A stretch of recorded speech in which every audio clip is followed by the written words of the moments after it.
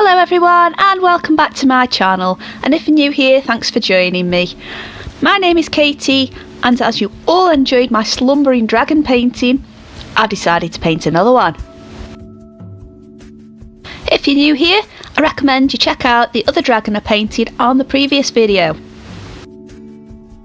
Now, I know I'm a little later posting this than I usually do. I've actually been on vacation this week up in Scotland. I've had an amazing time, but now I'm back, it's time to start posting some videos again. So, continuing to use my Jelly Gouache paints, I thought I'd try a softer colour scheme. I've mixed up a very light blue to fill the background for now, and as I'm sure you've guessed it, there is a succulent theme to this picture. So I don't have a massive amount of experience of drawing small botanicals, especially succulents, but I thought their simple shapes and varied colours would showcase the colours I didn't use in the previous painting. The gouache works really well for painting the matte textures each different plant has, and sometimes I think cacti have quite a powdery surface to them, so the large blocked areas of colour work nicely to emphasise this.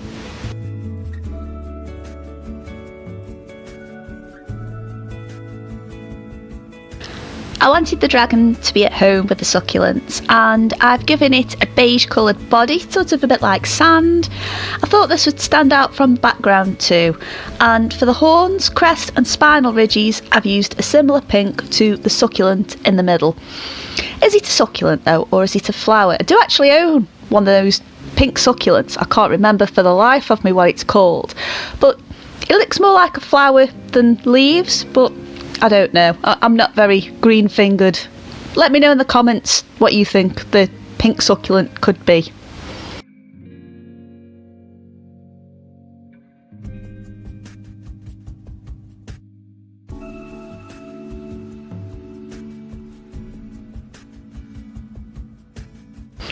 I love the posture in this dragon.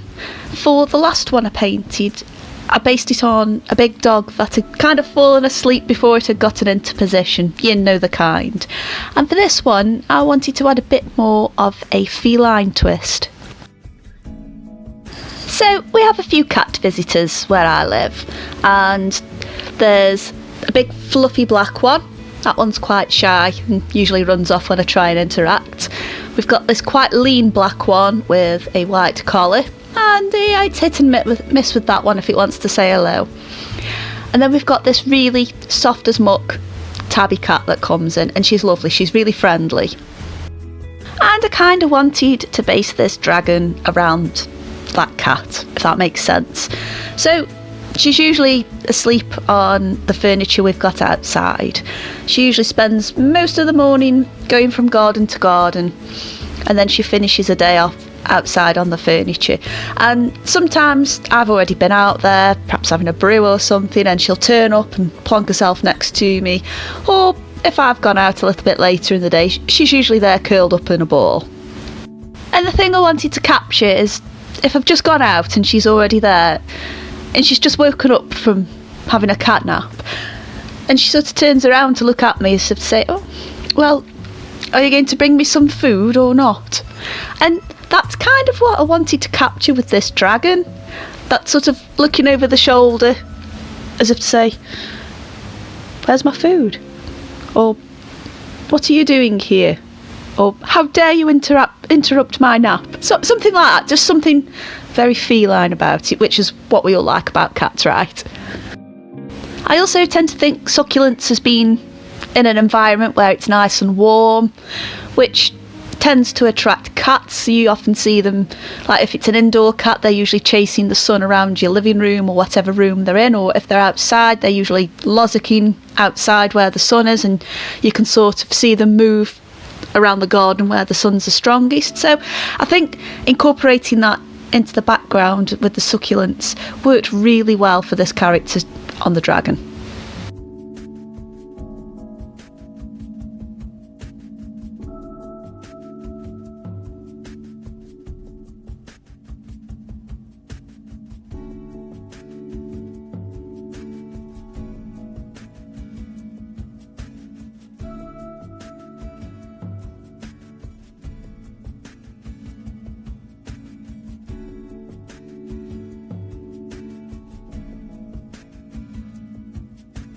Now, I'm sure you've probably noticed that this dragon doesn't have wings. Now, I did try and draw them in, and I tried feathery ones, I tried sort of like your bat wing type ones. Nothing looked right at all, and I don't know whether it was down to the posture and them not fitting on right, or I could get them to fit, but then it would change the personality of the dragon. So in the end, I just decided to leave them off and put a rather ambiguous floral succulent, again, let me know what kind it is, but the pink ones. I put one of them in the middle in its place. And let's just say, in this world, if this dragon wants to fly, it'll use magic, and I kind of got that base covered right.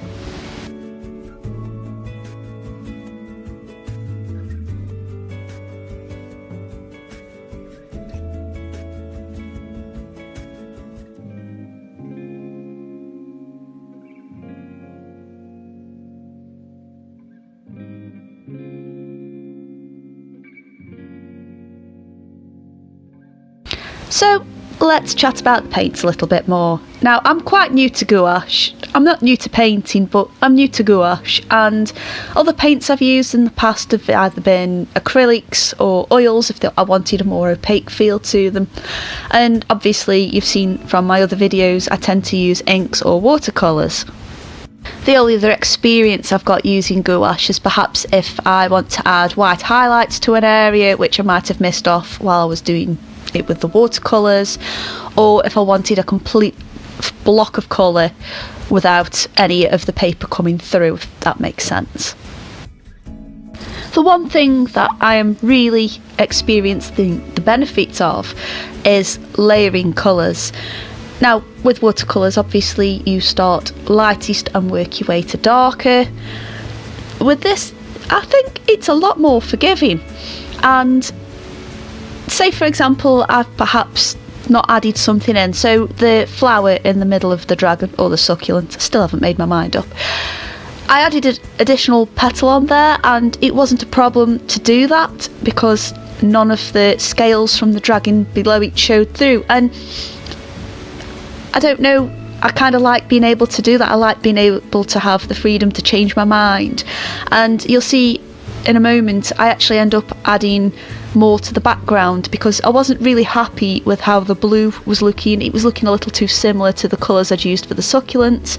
So what I decided to do was add a circle in the background using a lighter colour, and I was really happy with how that worked out. And it was a gamble because I'm new to this material, but I do think it paid off, and I do think it added something more. So my main concern with these paints has been with them drying out. When I've been using the gouache, I have noticed they dry quite quickly on the paper and on the palette as well, and I don't want this set to become completely dry. And most gouache is usually in tubes or tablets. Obviously these are neither. And to combat this, I just would give it a spritz of water. I've just got a little spray bottle, just give them a spritz of water whilst I was using them, and between each sitting whilst I was doing this I would give them a spritz before putting them away so they were nice and fresh when I opened them.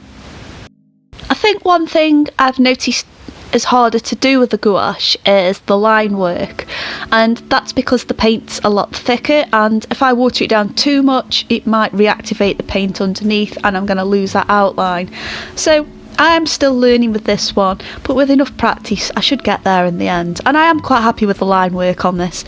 Maybe I'm just having a little moan and just saying it's a bit hard. I'll get used to it, I'll live.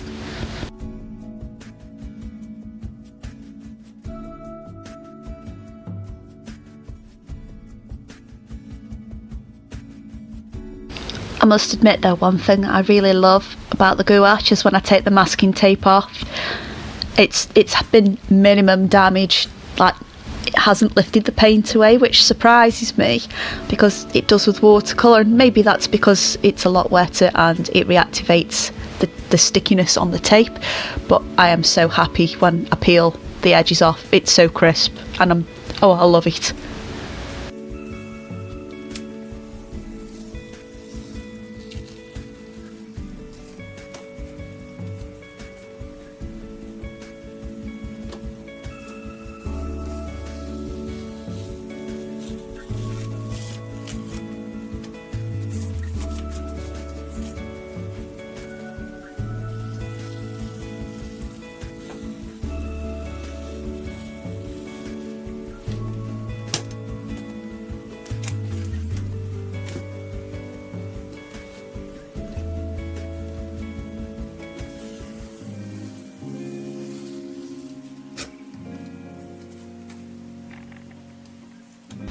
Oh, just look at them lovely crisp lines.